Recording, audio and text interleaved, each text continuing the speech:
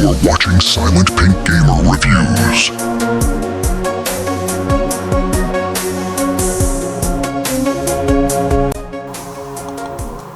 Hi everyone, welcome back. It's time for another recap of It, Welcome to Derry.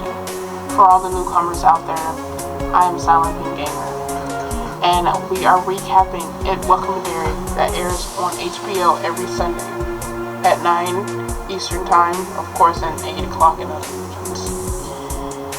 So, guys, I gave you some time to catch up on it. I did some refreshers myself before I made this video. I wanted to do this video justice, so I took my time to really figure out how I want to present it. One thing about me, guys, I always try to improve and I always try to do better. And that's why sometimes my videos might not look like the others. But it's always in a way to get you guys the content and hope that you guys will enjoy it. Now, that being said, I hope you're all well. Let's jump into it. Alrighty, guys. So, episode 6 enters into a flashback. You're entering in gray tones, very scenic, very beautiful, and you're seeing a woman that we don't know yet. She walks into a room of a child in Jennifer Hill.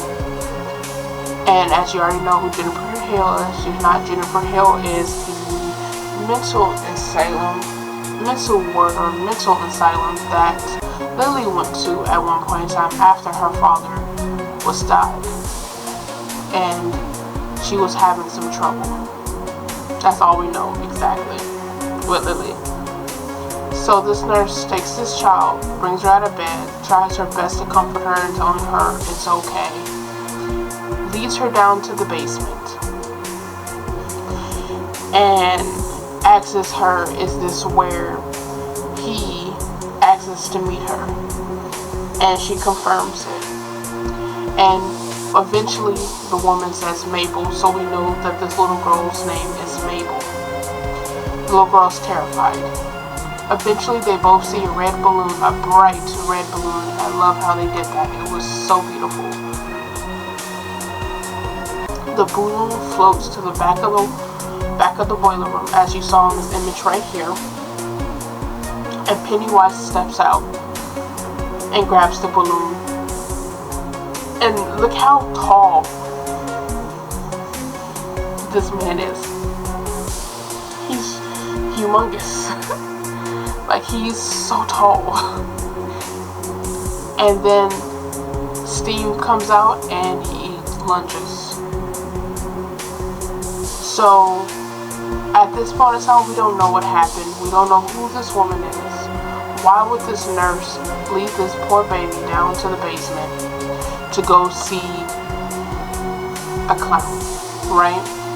So, we also wonder who Mabel is. Is she just a child for the sake of a story, or is there more to her character, right?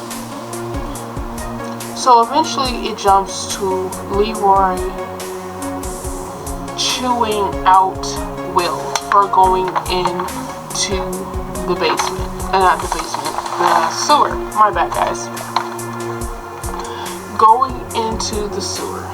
As you guys remember from episode 5, him and Ronnie and the other children went into the sewer at the same time the military did, in hopes to find it. Pennywise, right? Obviously they don't know it's Pennywise, it's just on two separate missions trying to find the same entity, person, right? So he's chewing him out. It ends in where Will basically gets slapped hard. He makes great points how, you know, he's turning them against each other. It's gotten to him. He don't believe it's fair that he's getting blamed for Paulie's death, when in reality, it's no one's fault. It's unfortunate, but it was no one's fault. His father clearly a sign of frustration, anger, and fear now, because he almost shot his son, and he had to bury his friend.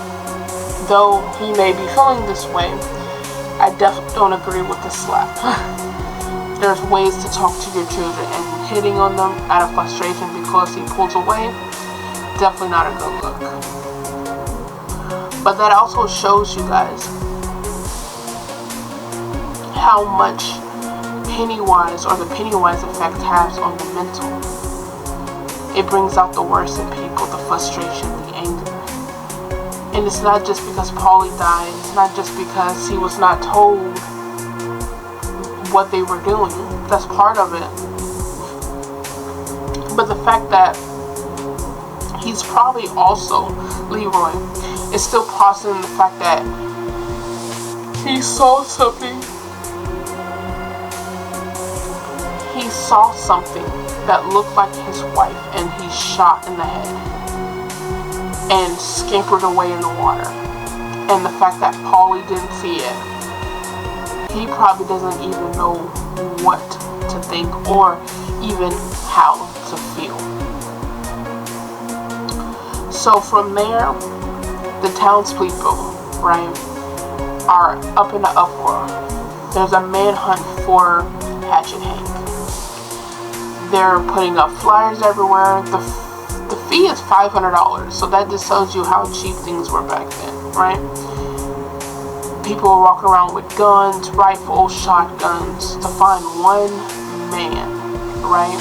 And it's the 60s, guys. It's back in those times. Unfortunately, yes, we do hate to see it, but it's back in those times. So everyone's crowding around in groups trying to find Hatchet Hank. And that's important because now he's in severe danger. We all know he's innocent, but the rest of the world doesn't. Right? Eventually, we get to the kids. They're in their hideout. They're discussing their experience in the sewers and the pillar that Lily found. Now, keep note that Lily at this particular moment won't let anyone touch the pillar. And it makes you wonder, does the pillar have a certain type of effect to where it's like an addiction?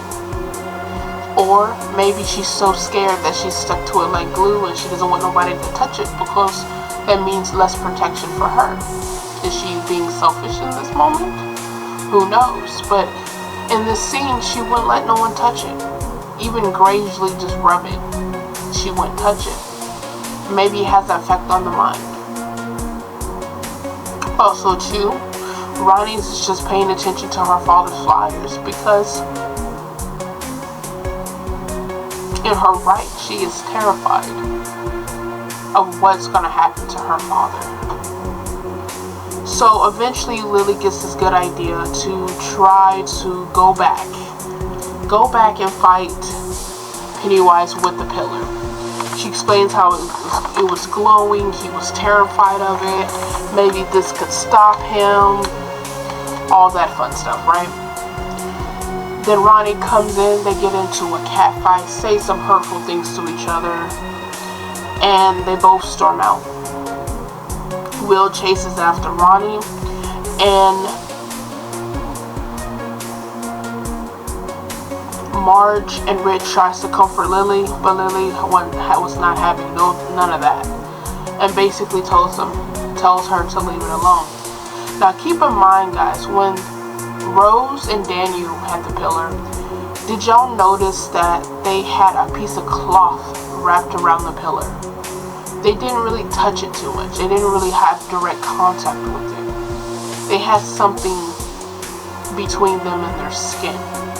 So that makes me wonder, did they already know that this pillar had a type of effect to make them want to go and attack Pennywise, or have an effect on the mind to where they become distrustive and agitated and frustrated easily? It makes you wonder, right? So from there, Halloween is completely out of it. Expected, his box was open. We still don't quite know what the box was, but I think we have an idea, right? His friends notice that he's out of it. They tried to ask him what happened. Of course, he can't say nothing. He's very loyal to the cause, and he's not trying to get in trouble. He's just trying, as he said, do his job, right? He's trying to find booze. He's trying to find a place to sleep. So eventually, when he tries to lay down in the back, he sees something behind his friends, but of course we don't see it. He looks spooked. Then he's like, yeah, I'm just gonna go in the back. They said, hey, wait, we have to tell you something, right? Then it cuts off at that particular moment. Eventually we will find out what, but for now, just stay close, okay?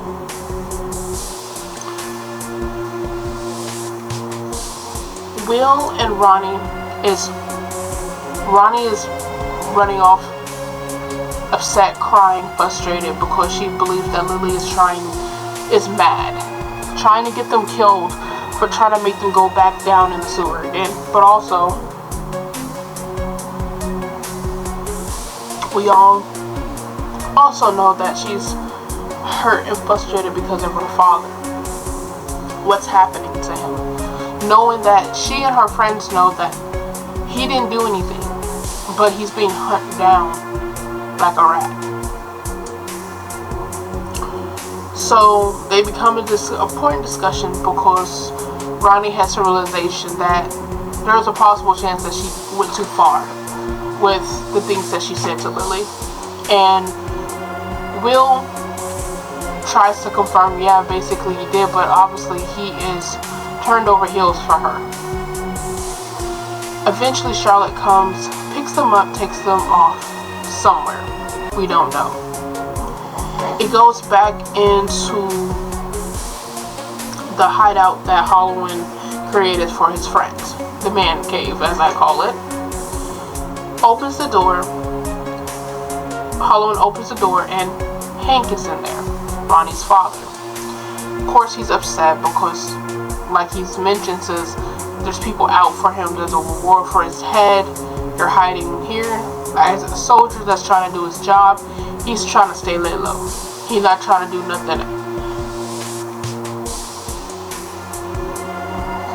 He's not trying to do nothing to get him in trouble. He's annoyed. He's pissed. And he's probably just tired and frustrated as well from what he experienced. And the fact that he can't really tell nobody about it, right? His friends like, hey, we're not going to let him just get out there and basically turn over to a racist mob like Mrs. Leroy's wife is asked us to do it. We said yes. She said he's going to take him away, so before anybody even notices that he's here. Right? So Halloween is ticked off. Hank says, hey, I'll stay out of it.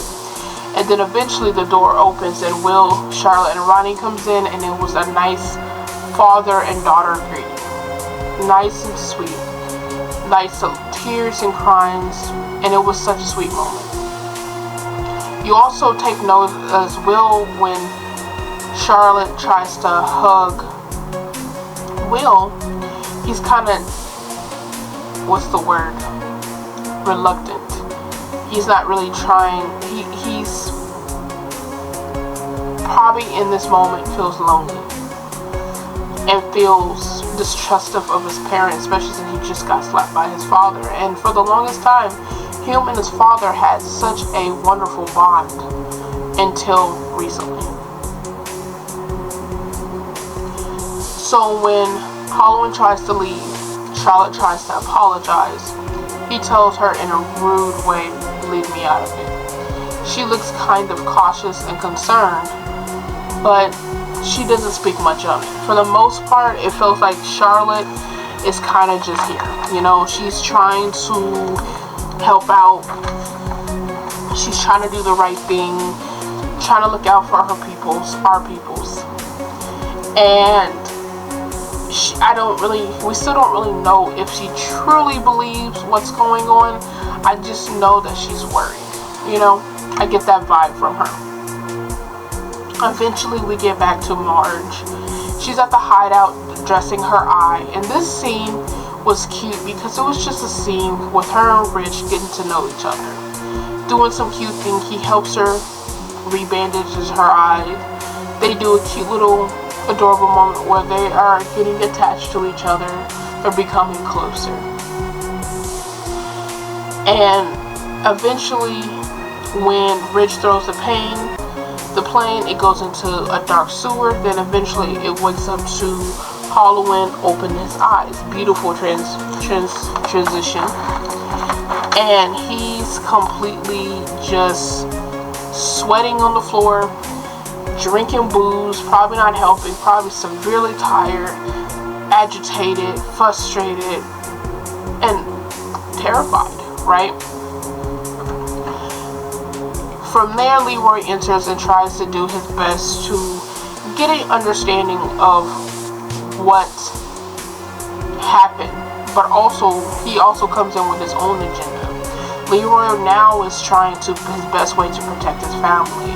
So a lot of his agenda is making sure they're safe and trying to put a cap on this as quick as he can to protect Will, especially since Will almost got shot, right? So he tries his best to initially kind of reason with him, ask him what happened, talking about basically we find out, yes, the ability that Halloween has is The Shining, where he can see dead people. Guys, if you not have checked out the movie The Shining, go check it out. It's a great watch. And he also explains that his grandmother had a lesser version of it, but she could see them too. So Leroy finds out that he can see him anywhere, and we finally get to see what he saw. We saw a dead man chilling, just standing there. Looked like he definitely went through some type of tragic accident. Leroy tries to ask him if he's spoken to them. He said, why would he do that? He said, for the most part, if you leave them alone, you don't ask them questions, you don't talk to them, they don't mess with you. And he's not interested in talking to them. And he was thinking that he could use his ability to talk to the dead to find what they're looking for. And Halloween's like, nah. He knows his bullshit, that he's trying to use him for his own agenda. And basically Leroy tries to strong arm him by saying, you either do yourself duty as a military, because, you know, let's be real, that's what they're looking for too, or I'll get you arrested. I definitely believe this moment Leroy tried to do his best to be a decent person, but it didn't come off that way. If you're trying to convince anyone to help or even to be kind enough to get a cap on this, or, you know, especially since he has the ability to trace or track this thing there's a way to do it to where you don't sound like a jackass and selfish. Because he also made a point, Halloween made a point saying that, you don't, like, what if I can't put it back in the box? Like, what if I can't get rid of it? Are you going to help me? Are you going to be there for me? And it makes a good point. If you're going to want me to use my ability to help everybody else out, but if I go completely bonkers, are you going to help me? I can understand his frustration with that. Help you and y'all good, but help me, I'm screwed, right? Leroy was definitely being a jackass at that moment, because, like I said, within reason, he's trying to protect his family. It gets to a point to where when Leroy returns home, he sees Charlotte packing in their room. He's confused on why she's packing. She explains that, hey, she's been hiding Hank. She's disappointed in the fact that he slapped their son. She don't recognize him. He tries to apologize with her, and he once again starts talking about the world and protecting everyone instead of protecting the main people, and she got disgusted about it with him again. So Just say that right now Leroy's family is falling apart. They're all terrified. Charlotte actually acknowledges the fact that they're in a place with a monster, as she calls it, but I don't think she fully understands or digests the full extent of what it is or what they're going through. She just knows that it's very real, and her son and her husband is going through it. She kind of slightly seems something strange, but she still doesn't know the effect. And it's scaring her. And she said, you know, when she's done dealing with Hank, she's going to take her and Will back to Shreveport. And it's up to him to decide on what he wants to do. Protect the people or come home with his family. So we get to a point to where we're in school with Lily. And we get to a point where we're in a place where Lily in school, and she's just kind of distraught. She's just out of it, and eventually she ends up opening her desk, and there was her dad. Experienced the Pennywise effect with her pickle dad, cut up in pieces, looking like pickles, disgusting, grotesque, taunting her again, right? Basically saying, who's going to help you now? She tries to hold the pillar up against the Pennywise effect or the entity or the hallucination. Of course, in class, everyone's looking at her like she's crazy. The teacher tells her to sit down. She closes the desk and she walks out. So far, nobody notices the fact that she has the pillar or some strange pointy thing. But that just shows you how much she's sticking to it like glue. And one thing I also want to point out, it was a nice little I don't want to say flashback, a nice little jab to where it was kind of like a little, I don't want to say a mark or a message, but it was like a little, what's the word for it, guys? Give me a second. It's like a little like a little little treat to the original movies, You'll Die If You Try. Yeah, I thought that was really cute that they added that in there. So from there, it jumps to Marge and Rich bonding again at lunch. You know, they're doing their cutesy thing. Rich gives her an eye patch that he said is from her ancestors. You find out that she likes pirates and he's a fond of knights, and they do this cute little bonding session. This part, I was extremely proud of Marge because she stood up for the loser squad. The Patty Cakes tries to get her to come to the table.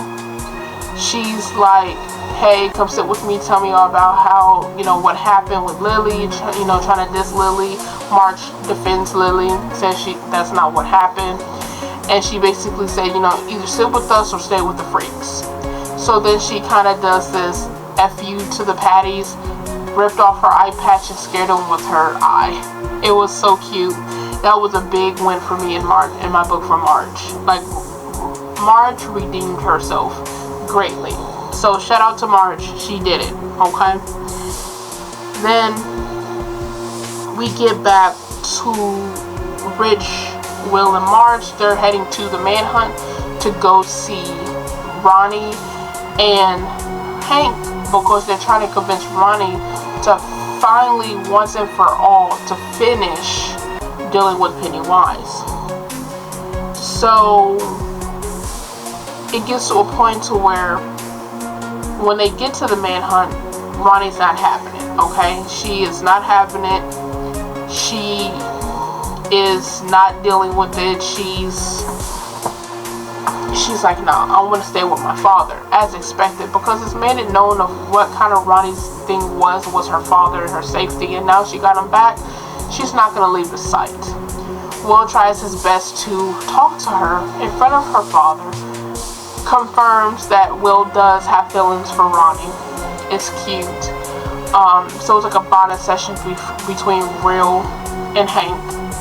And then Rich and Marge is just chilling at the manhunt while they dance and listen to music. There was also a really cute scene with Rich when the original drummer of the band that was playing. It was like an old little juke joint, you know. And he fell asleep on the couch drunk. So Rich took over and he killed it on the drums. He did amazing. It was such a cute little scene, but we all know what happens when things are happy, lively, dancing, drinking, having fun. Something is always the setup for something, right? So from there, let's get back to Lily a little bit, okay? The Big Bang. But before we get to the Big Bang, guys, before we further, please, guys, like the video, share it. And I hope you enjoy this. That helps out my channel greatly. It helps me reach to other like-minded people who love it and Pennywise, who wants a quick recap before the next episode. So please, guys, give this time to like, subscribe, share it, and let's get back to it. Thank you so much. So Lily is riding her bike. She goes to Ingrid's house because, you know, that's her place of confidence. That's her place of safety.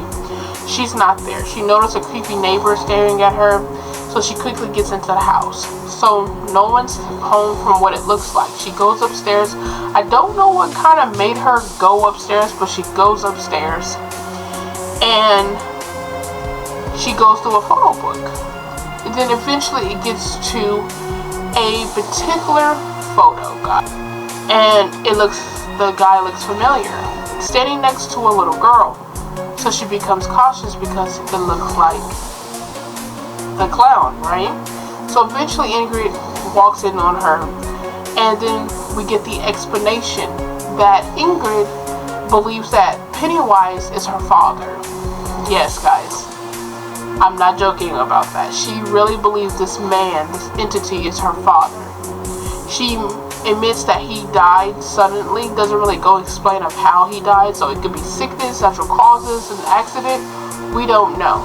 But the point is, he died, so when she's seen him again, talking about a clown and pipes, she saw essence of, oh my gosh, my father's back. So then it goes back to Juniper Hill, where we find out that young nurse is actually Ingrid. She took that poor little girl to the basement to see her father once more of what she thinks he is, right? So then eventually we get more of the scene. We find out that when he lunges, he tells Mabel, hands her the balloon, by the way, and says, oh, you were a good friend, but you knew instantly at that moment when she said Papa, Ingrid, and he laughs, that was not her father. He lunges at Mabel. They run off together. Mabel trips. She gets stuck behind the door. And Pennywise eats that little girl alive. Sadly. Rest in peace, Mabel. But at that moment, Ingrid's crying. She's upset. She's hurt. Holding the little girl's hand while she's getting munched. That was really gruesome for me. That was really sad. Really, really sad. And eventually he turns into her father, basically telling her, hey pumpkin, it's me, Papa, open the door. And Pennywise at this moment, we realize he is very smart. He is very, very smart. He knows exactly what he's doing. So eventually he gets her to open the door, and she's here to this day. So it makes me wonder if Pennywise and Ingrid is some type of cahoots, because she really believes this entity is him, and Pennywise took the entity of her father. It makes me wonder how that happened. And did Pennywise take her father's life? And maybe she truly believed that Pennywise, because of what happened, he took the presence of her father. And of course, she wants to be his periwinkle again. It's creepy and it's strange. So she's conflicted because she's seeing that her father's turned into this monster, eating kids, but she can't take herself or break herself to believe that this is not her father. It has to be because it looks like him and it, I guess, talks like him.